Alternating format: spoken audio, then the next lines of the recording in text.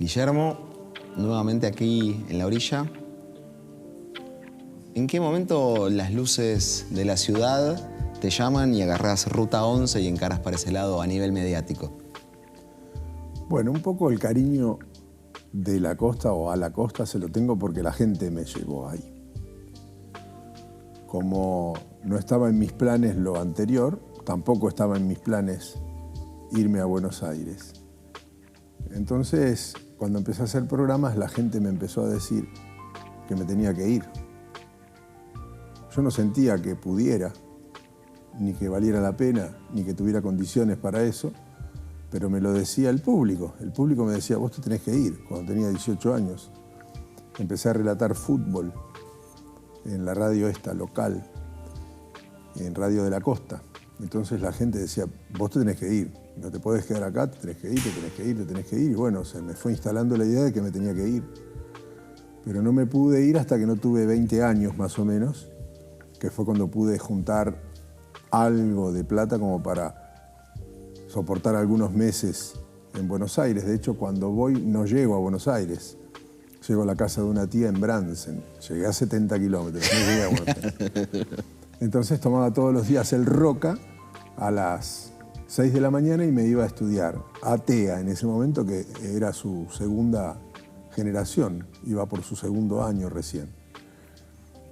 Y al principio las cosas no salieron lo bien que esperaba, no encontré trabajo, aprendí, eso sí, y otra vez el boxeo aparece en mi vida, porque como yo era un fanático del boxeo y había en ese momento todos los sábados boxeo en la Federación Argentina, de muy buen nivel, iba todos los sábados a la Popular de la Federación Argentina y después me había comprado un grabador que lo usaba en TEA para estudiar, un grabador con un cassette, y cuando terminaba las peleas bajaba, salía de la Popular, me presentaba al costado del ring y entrevistaba a boxeadores, simulando que eso iba a salir en alguna radio, que nunca sucedía, por supuesto, eran grabaciones que hacía para mí. En ese marco me reencontré con José Luis Marón. José Luis Marón era el presentador de las peleas para el ciclo, en ese momento, Knockout 9, que se televisaba desde la Federación Argentina de Boxeo. Las vueltas de la vida nos retrotraen a Mar de Ajó, porque José Luis Marón era el promotor de boxeo que traía los festivales de boxeo profesional en verano a Mar de Ajó, al Club Social y Deportivo Mar de Ajó, y me conocía desde que yo era un niño. No solamente me conocía desde que yo era chico, sino que mi papá, que había alquilado en algún momento la parrilla La Querencia, que estaba a la vuelta del Club Social y Deportivo Mar de Ajó, tenía en el fondo de La Querencia unos 15 cuartos, unas 15 habitaciones de un hotel de una estrella, donde se alojaban los boxeadores y algunos elencos teatrales que traía Marón para ofrecer en el Social Mar de Ajó. Y un verano no le pudo terminar de pagar, o tal vez el primer verano, no me acuerdo, no le pudo terminar de pagar. Entonces le dijo, como eran los hombres de esa época, no tengo la plata ahora, pero voy a volver y te voy a pagar. Mi viejo pensó que no le iba a pagar más. Y a los 3 o 4 meses tenía una citroneta Marón. Apareció por San Bernardo y le trajo la plata que le debía del verano. O sea que para mi viejo Marón era un tipo de fiar. Un señor. Y Marón siempre agradecido con mi padre y siempre me lo recordaba. Tu viejo se portó muy bien conmigo. La cuestión es que las cosas no salen del todo bien en Buenos Aires y decido volver a la costa porque no me podía aguantar más allá. Vuelvo cuando tenía 22 años. Más o menos en diciembre de 1992 vuelvo. Vuelvo a ver a Juanjo Pasarelli, vuelvo a Radio de la Costa.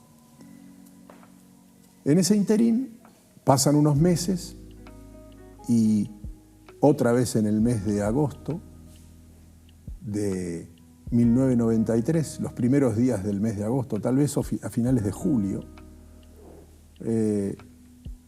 estaba en San Clemente, fui a pasear a San Clemente con quien era en ese momento mi novia, no había teléfono celular. Yo tenía un auto, ya me había comprado un auto trabajando en Radio de la Costa. Un buen auto en ese momento, porque era una Renault Fuego. Apá. En el año 92, que era difícil tener. ¿Roja o negra? No, era cremita, Apá. francesa, decía 2 litros, modelo 84. Vuelvo y mi viejo me dice, ¿viste que pelea Coggi el 13 de agosto? Sí, no, estoy mintiendo porque me estoy adelantando. Marón me llama a Radio de la Costa. Esa fue la segunda instancia. Entonces fue antes, se me mezclaron las cosas. En el mes de julio o junio, Marón llama a Radio de la Costa y me dice, llama a tal número que están necesitando un relator para Knockout 9 porque Julio Ernesto Vila, Osvaldo Príncipe y Walter Nelson se van a una nueva señal de cable que nace ahora, que era Teis Sports, y se van a quedar con el boxeo de la Federación Argentina y Canal 9 va a hacer boxeo en el canal. Va a seguir con el ciclo Knockout 9, pero desde el canal y no tienen ni relator, ni comentarista, ni nada, y yo te recomendé, llama a este número. Llamo a ese número, que era un celular. El primer celular al que llamé en mi vida, que hacía tut, tut, tut, tut, y era de Osvaldo Rivero, el promotor de boxeo. Entonces le dije, mira, mi número me lo dio José Luis Marón, llamé desde una cabina telefónica, crucé, porque Radio de la Costa en ese momento no tenía la posibilidad de llamar hacia afuera porque tenía una deuda telefónica. Entonces fui, pagué la cabina enfrente. Bueno, llamé y ya habían contratado un relator, Camilo Saluzoglia. Entonces me dice, bueno, como te recomienda Marón, vení igual el sábado y hacemos una prueba. Entonces voy el sábado a la Federación Argentina y grabo una pelea que no salió al aire. Como el relato salió bien, les dio no sé qué, desperdiciarme, digamos. Y me ofrecen un ciclo de radio, que no me lo ofrecen inmediatamente. Me dicen, te vamos a inventar algo para vos. Entonces ahí se produce este acontecimiento de la Vuelta de San Clemente, que llego a donde vivíamos, que en ese momento era el Hotel San Bernardo, que mi mamá se había convertido en la encargada en ese tiempo. Y mi viejo me dice, ¿viste que pelea Coggi el sábado? Y sí. Le dije, va a pelear en Lanús con el Rayo Barbosa, un venezolano.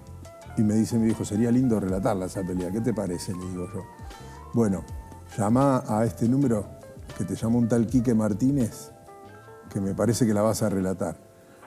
Y así fue. El día de mi cumpleaños, número 23, el 13 de agosto de 1993, debuté como relator profesional en Radio Libertad, AM 950.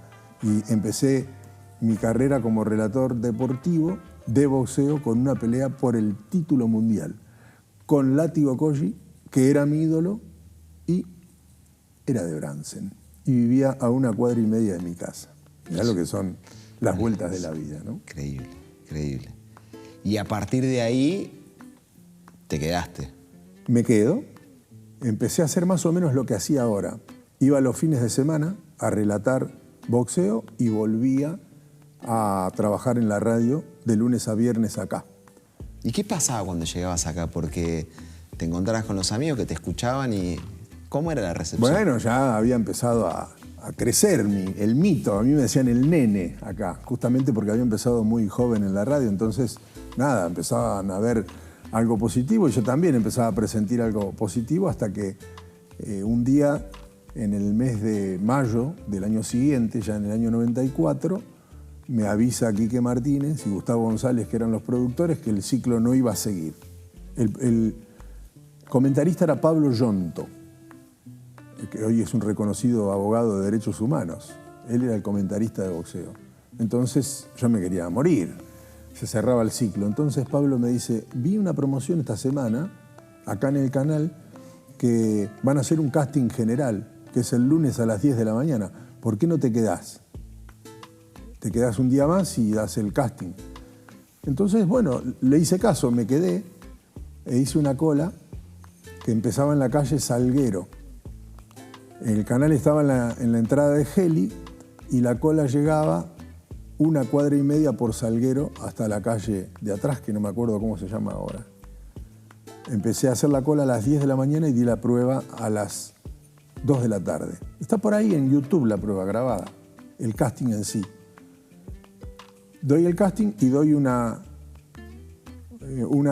dirección falsa y un teléfono falso. Dejo el teléfono de la casa de mi novia, que vivía en Buenos Aires en ese momento, 865-1727, Almagro. Y no digo que vivía fuera de la ciudad de Buenos Aires porque supuse que si decía que no vivía en Buenos Aires, me iban a descartar. Y me volví. Y el lunes, o sea, me quedé el lunes, pero ese lunes yo tendría que haber empezado en una radio nueva, así que empecé el martes en esa radio nueva, que era FM Atlantis, con Juanjo Pasarelli. Nos mudamos de radio. Pasan unos días y el otro lunes, doy el casting un lunes, el otro lunes me llama Mariana, que era mi novia, y me dice, mira, no sé si felicitarte o decirte lo contrario porque te van a querer matar allá porque empezaste en una radio nueva, pero mañana tenés que venir a Buenos Aires porque a las 12 tenés una reunión en Canal 9. Así que me tomé el colectivo y me vine a Buenos Aires, o me fui a Buenos Aires. Y resulta que la reunión no era una reunión, era un almuerzo con Alejandro Romay y otros 8 preseleccionados. Y quedé para un proyecto que iba a ser un canal de deportes que se iba a llamar Olimpia, que nunca se llevó adelante. Y finalmente quedé involucrado en el staff de 9 Diario, como periodista deportivo inicialmente, hasta que explota la bomba de la AMIA. Cuando explota la bomba de la AMIA, me llaman a mi casa y me preguntan si quería hacer otro tipo de notas porque no alcanzaban los periodistas para la cobertura. Entonces, obviamente le dije que sí. Hice un par de crónicas, las crónicas gustaron, las vio Horacio La Rosa, que en ese momento era el señor noticiero de la televisión argentina, y ahí ya quedó fijo en 9 Diario como cronista. Y después, bueno, ya el camino te fue llevando. Metí un gol, metí otro gol después y finalmente, antes de cumplir 25 años, ya conducía 9 Diarios de fin de semana, que era un noticiero que tenía un carácter más deportivo con Atilio Costa Febre. Y desde ahí se abrió un universo increíble para mí, con aciertos y errores, pero increíble, ¿no? La mayoría fueron aciertos.